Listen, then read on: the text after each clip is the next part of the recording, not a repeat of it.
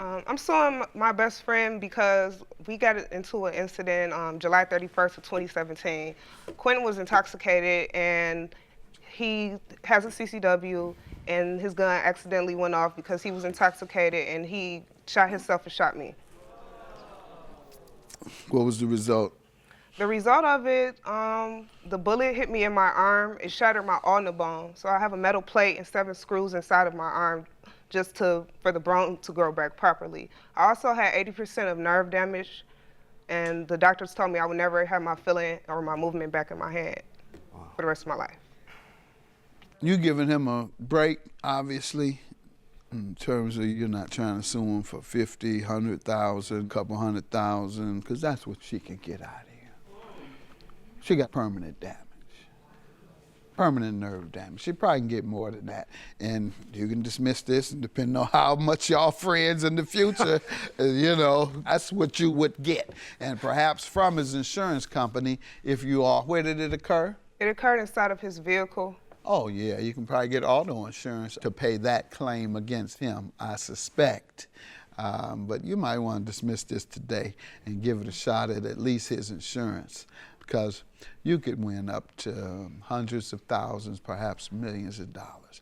And I'll tell you why. They project earnings whenever they determine the financial judgment for accidents. Say, for example, something happens to me.